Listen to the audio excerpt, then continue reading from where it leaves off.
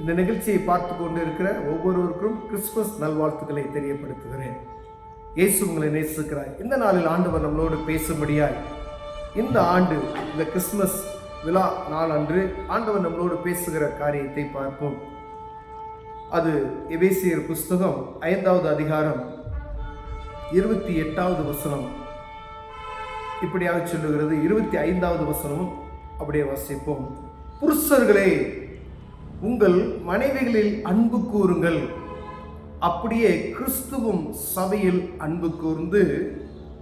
28வது வருஷம் பாருங்க. அப்படியே புருஷர்களும் தங்கள் மனைவிகளை தங்கள் சொந்த சரீரங்களாக பாவித்து அவர்களில் அன்பு கூற வேண்டும். தன் மனைவியில் அன்பு கூறுகிறவன் தன்னில் தான் அன்பு கூறுகிறான். தன் சொந்த மாம்சத்தை பகைத்தவன் ஒருவனும் இல்லையே. கர்த்தர் சபையை போஷித்து காப்பாற்றுகிறது போல ஒவ்வொருவனும் தன் மாம்சத்தை போஷித்து காப்பாற்றுகிறான்.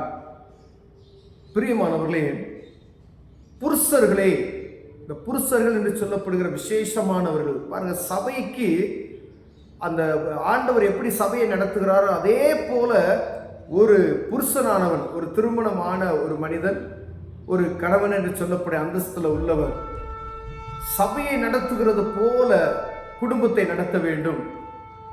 தன்னுடைய மனைவிக்கு மேல் அன்பு கூற வேண்டும் என்று வேதம் சொல்கிறது. பிரியமான அநேக நேரங்கள்ல நாம் மனைவிகளை மாத்திரம் என்ன செய்வோம், குற்றம் சொல்லிக்கொண்டே இருப்போம்.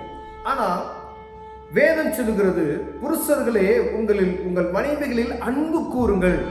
எப்போ பார்த்தாலும் ஏதோ வேலைக்காரி போல மனைவியை எப்போ பார்த்தாலும் கடிந்து கொண்டு ஏதோ அவங்கள அப்படியே வசைச்சு ஏதாவது சொல்லிக்கிட்டே இருப்பாங்க, முணுமுணுத்துக்கிட்டே இருப்பாங்க. எதை சொன்னாலும் குற்றம் கண்டுபிடித்து கொண்டு இருப்பார்கள் ஒரு சில ஆட்கள். அப்படிப்பட்டவர்கள் ஒருவேளை இருப்பீர்களானால் வேதம் நமக்கு கற்றுக் கொடுக்கிறது. பாருங்க, சபை, ஆண்டவர், அதே போலதான் பரிசுத்தமான ஒரு காரியம். கணவன் மனைவி என்ற உறவு ஒரு பரிசுத்தமானது. வேதம் நமக்கு அப்படிதான் சொல்லுது. அதை குலைச்சல், பரிசுத்த குலைச்சல் ஆக்கிவிடக்கூடாது என்பதற்காய் இப்படிப்பட்டதான காரியத்தை எழுதி வைத்தது. எந்த ஒரு மனிதனும் தன் சொந்த மாம்சத்தை பகைப்பானா அப்படின்னு சொல்லி வேதம் எழுதி இருக்கிறது. பிரியமானவர்களே, ஒருவேளை உங்க மனைவியை நீங்க பகைச்சீங்க அப்படின்னு சொன்னா நீங்க உங்களை தன்னைத்தானே நீங்க பகைக்கிறீங்க. ஒருவேளை சில சமயங்களில் மாம்சமான மனிதர்களாக இருக்கிறோம்னா கணவன் மனைவிக்குள்ள சமாதானமற்ற சூழ்நிலைகள் வரும். ஆனா இரவு சூரியன் அஸ்தமிக்கிறதுக்கு முன்பதான் என்ன செய்யணுமா, ஒன்று சேர்ந்துடணும் அப்படின்னு சொல்லி ஆண்டவர் நமக்கு கற்றுக் கொடுத்திருக்கிறார். அதை அறிந்திருக்கிறோம். ஆனா அநேக இடங்கள்ல கிறிஸ்தவர்களாக இருக்கிறோம். வேற யாரா இருந்தாலும் சரி, ஒருவேளை கிறிஸ்தவர்களுக்கு மாத்திரம் இல்ல, உலகத்துல படைக்கப்பட்ட ஒவ்வொரு ஆண்மகனும் ஒவ்வொரு திருமணமான சகோதரனுக்கும் ஆண்டவர் ஒரு மனைவியை கொடுத்திருக்கார். ஏன்னா உங்களுடைய விழா எலும்புல இருந்து எடுத்து தான் என்ன செஞ்ச ஆண்டவர் மனைவியை உருவாக்கினார். ஆதாமை அவன் நல்ல நித்திரை வர வைத்து அவனுடைய விழா எலும்பை எடுத்து ஏவாளை செய்கிறதை நாம் பார்க்க முடியும். ஒவ்வொரு மனிதனும் எங்க இருந்தாலும் சரி அவனுக்காக வைக்கப்பட்டிருக்கிற ஒரு விழா எலும்பு ஒரு இடத்துல இருக்கும். அப்படிதான் ஒவ்வொரு திருமணமான சகோதரியும் அவர்களுடைய விழா எலும்போடு சேர்க்கப்பட்டிருக்கிறது. தேவ திட்டம். தேவ திட்டமில்லாத நடைபெறுகிற அநேக காரியங்கள் உண்டு. அதை நம்ம பேச வேண்டியதில்லை. ஆனால் கர்த்தருடைய சித்தத்தின்படி கடவுள் இணைத்த ஒவ்வொரு குடும்பமும் அதை சரியாய் நடத்தும்படிய ஆண்டவர் நம்மளோடு பேசிக் கொண்டிருக்கிறார். இந்த கிறிஸ்துமஸ் நாட்கள்ல உங்க மனைவியின் மீது அன்பு கூறுங்கள். பாருங்க, நீங்க நல்லா ஜாலியா இருந்துட்டு சந்தோஷமா இருந்துட்டு உங்க மனைவியை துக்கப்படுத்தினீங்க அப்படின்னு சொன்னா உங்க சரீரத்தை பாதியை நீங்க காயப்படுத்திட்டு பாதியை நல்லா வச்சிருக்கணும்ன்ற என்ன வருமா பாருங்களேன். அதே போலதான், ஏன்னா இருவரும் ஒரே மாம்சமாய் இருப்பீர்கள் என்று வேதம் சொல்லுகிறது. கணவன் மனைவி ஒருவர் ஒரே மாம்சம், எலும்புக்கு எலும்பு, சதைக்கு சதை, எல்லாம் நம்ம வாக்கு கொடுக்கிறோம் பார்த்தீங்களா. ஆண்டவர் சொல்லுகிறார் அவன் ஒரு சரீரம் அப்படின்னு சொல்கிறது. அப்ப நம்ம சரீரத்தை நம்ம துக்கப்படுத்தக்கூடாது என்று ஆண்டவர் சொல்லுகிறார். பிரியமானவர்களே, ஒருவன் தன் சொந்த மாம்சத்தை பகைப்பானா? பகைக்கிறவன் ஒருவனுமே இல்லையே.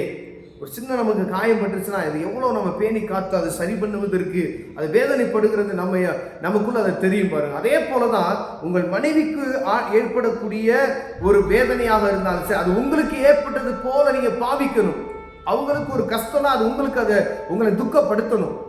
அப்படிதான் ஆண்டவர் இங்க எழுதி வைத்திருக்கிறார். பிரியமானவர்களே, ஏன்னா ஒவ்வொரு மனைவிமார்களையும் ஒவ்வொரு கணவன் என்ன செய்யணும், நேசிக்கணும்.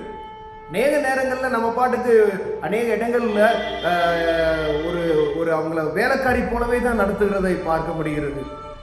எல்லாரும் சொல்ல முடியாது, ஒரு சில ஆட்கள். ஆனா வேதம் நமக்கு சொல்லுகிறது, உன்னிலே அன்பு கூறுவது போல உன் மனைவி அன்பு கூறு. நீ ஏன்னா அவ ஒரு சரீரம், ரெண்டு பேரும் வேறு வேறு அல்ல. நீங்க திருமணம் ஆகிட்டவங்க ஒருவருக்கு ஒருவர் விட்டு கொடுக்கணும். ஒருவேளை கணவர் கொஞ்சம் கோபமா இருக்காருன்னா மனைவி விட்டு கொடுப்பது நிமித்தமாய் அதுல குறைந்து போக மாட்டீங்க. ஒருவேளை மனைவி ஒருவேளை கோவப்படுறாங்கன்னு வச்சுக்கோங்களேன், அவ கோவப்படுறது நிமித்தமாய் நீங்க விட்டு கொடுத்துட்டீங்கன்னா ஒன்றும் குறைந்து போவது கிடையாது.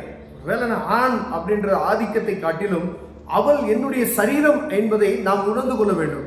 உங்க மனைவி உங்களுடைய சரீரத்தில் பாதி, ஒன்றுக்கொன்றாய் இணைந்திருக்கிறீங்க. அப்ப உங்க மாம்சத்தை நீங்க துக்கப்படுத்துவீங்களா? அப்படிதான் நம்ம பார்க்கணும் பிரியமானவர்களே. ஆண்டவர் ஒவ்வொரு கணவன் மனைவிக்கும் கொடுக்கிற ஒரு அருமையான வார்த்தையை பாருங்களேன். ரெண்டு பேரும் ஒருவருக்கு ஒருவர் நேசிக்கணும். அவங்களுக்கு ஒரு கஷ்டம்னா நீங்க அவங்கள கண்டிப்பா பார்க்கணும். அநேக நேரங்கள்ல என்ன செஞ்சிடறாங்க, அவங்கள பார்க்கறது கிடையாது.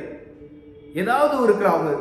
இப்போ இருக்க காலகட்டத்தில் ஒரு அரசாங்கம் சொல்லுது, கணவன் மனைவிக்கு ரெண்டு பேருக்கு என்ன செய்றாங்க, ஆண் பெண் ரெண்டு பேருக்குமே சரிக்கு சமம் அப்படின்லாம் சொல்றாங்க. ஆனா கடவுள் ஒரு கணவன் மனைவிக்குள்ள உறவு பாருங்க, ரெண்டு பேரும் ரெண்டா பிரிச்சு சொல்லல, ரெண்டு பேரும் ஒரே மாம்சம் தான். அதுதான் கீழே பாருங்க, இது நிமித்தம் மனுஷன் தன் தகப்பனையும் தன் தாயையும் விட்டு தன் மனைவியுடன் இசைந்து இருவரும் ஒரே மாம்சமாய் இருப்பார்களே. திருமணமானது ஏன் தகப்பன் தாய்மாரை விட்டுட்டு தனியா கொடுத்தணும் வைக்கணும் அப்படின்னு சொல்றாங்கன்னா, அவங்க ரெண்டு பேரும் ஒரே மாசம். ஒருவேளை திருமணம் ஆனதுக்கு பின்பதாக அவர்களை நம்ம கஷ்டப்படுத்தக்கூடாது. அப்பதான் நீ பெரியவங்களா இருக்கக்கூடிய நாம் பிள்ளைகளுக்கு என்ன சொல்லிக்கணும்னா, ஒரு மனைவியை நேசி அப்படி சொல்லணும். நல்ல அருமையான ஒரு ஆவிக்குரிய தகப்பன் கனடியன் இருக்காங்க பாருங்க.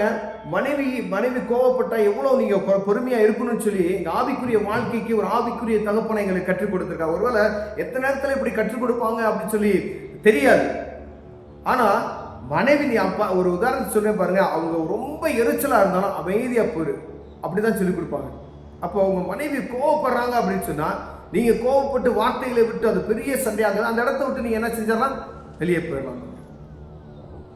ஒருவருக்கொருவர் விட்டு கொடுத்து வாழும் பொழுது அந்த குடும்பம் ஆசீர்வதிக்கப்படும். பிரியமானவர்களே, கணவன் மனைவியாக கைகோர்த்து நீங்க ஜெபம் செய்யும் பொழுது அதுல ஒரு பெரிய அற்புதத்தை பார்க்கணும். அநேக இடங்கள்ல அந்த சத்துரு என்ன செஞ்சாரோ, அந்த குடும்பத்துக்குள்ள சமாதானத்தை கெடுப்பதற்கு கணவன் மனைவிக்குள்ள இருக்க ஜெபத்தை என்ன செஞ்சாரோ உடைச்சு போட்டுருவான். நீங்க படுக்கும் பொழுது இல்ல காலையில் எழுந்திருக்கும் பொழுது கணவன் மனைவியாக இரண்டு பேரும் கைகோர்த்து ஜெபம் செய்தீர்கள் என்றால் உங்க குடும்பத்தை கர்த்தர் ஆண்டவர் ஆசீர்வாதமாய் வைத்திருப்பார். ஏன் அப்படின்னு சொன்னா, அந்த ஜெபத்துல ஒரு மேன்மை இருக்கும். ரெண்டு பேரும் ஒரே மாம்சமாய் இருவர் கூடி நீங்கள் ஜெபிக்கும் பொழுது பரமபிதா கேட்டு அதுக்கு அற்புதம் செய்வார். பிரியமானவர்களே, ஒருவேளை இப்படிப்பட்டதான காரியத்தில் நம்ம குறைச்சல் உள்ளவர்களாய் காணப்பட்டோமா? அந்த கிறிஸ்துமஸ்ல ஒரு முடிவு எடுப்போம். கணவன் மனைவியை நேசிக்கணும். ஒரு கணவன் புருஷ தலை, குடும்பத்துக்கு தலையா இருக்கிறான். அந்த தலையானது மனைவியை நேசிக்கணும். நீங்க நேசிச்சா உங்க பிள்ளைகளை மற்ற காரியத்துல பழகிக்க முடியும். அப்ப இந்த காரியத்துல நம்ம சரியா இருப்போம்னால் மற்ற எல்லா காரியத்திலும் ஆண்டவர் நம்ம சரியான முறையில், வேலையா இருக்கலாம், பிசினஸா இருக்கலாம், வெளியில கூடிய எந்த ஒரு அரசியல் சூழ்நிலைகளா இருக்கலாம், வெளில ஒரு ஸ்கூல்ல நீங்க ஒரு பெரிய கரஸ்பாண்டா இருக்கலாம், எப்படி வேணாலும் இருக்கலாம், யாரா வேணா இருக்கலாம். அதுக்கு அடுத்த லெவல்ல ஆண்டவர் உங்களை என்ன செய்வார், கிருபையாய் நடத்தி கொண்டு செல்வார். ஒரு குடும்பத்தை நடத்த முடியாத ஒரு கணவன் எப்படி உலகத்தில் இருக்கக்கூடிய காரியத்தை நடத்துவான் என்று வேதம் சொல்லுகிறது. அப்ப உங்க கணவன் மனைவியின் உறவு அது பரிசுத்தமானது. அந்த பரிசுத்தத்தை ஒரு நாளும் பரிசுத்த குலைச்சலாக்காதபடிக்கு ஒருவருக்கு ஒருவர் விட்டு கொடுக்கணும். விசேஷமா கணவன் எவ்வளவுக்கு எவ்வளவு நீங்க விட்டு கொடுக்க முடியுமோ அவ்வளவுக்கு எவ்வளவு விட்டு கொடுத்து மனைவிகளை நேசித்து அவருடைய தேவைகளை நீங்கள் பூர்த்தி செய்ய வேண்டும். அப்பொழுதுதான் ஆண்டவர் பிரியப்படுவார். கண்களை மூடவும் ஜெபம் செய்வோம். அன்பின் தகப்பனே, புருஷனாக இருக்கக்கூடிய ஒவ்வொருவரையும் கர்த்தர் பலப்படுத்துவீராக. ஆண்டவரே, மனைவியின் மீது அன்பு கூறுவதற்கு தேவன் கிருபை பாருங்க. வேதத்தில் எழுதி வைத்திருக்கிறீங்களா ஆண்டவரே? இயேசுவின் நாமத்தில் நாங்கள் ஜெபிக்கிறோம். ஒவ்வொரு கணவன்மார்களும் ஆண்டவரே தன் மனைவியை சொந்த சரீரமாக அதை நினைத்து அந்த இருதயத்தில் அந்த உணர்வை உண்டாக்கி ஆண்டவரே அன்பு கூற உதவி செய்வீராக. இயேசுவின் நாமத்தில் பிதாவே, ஆமென்.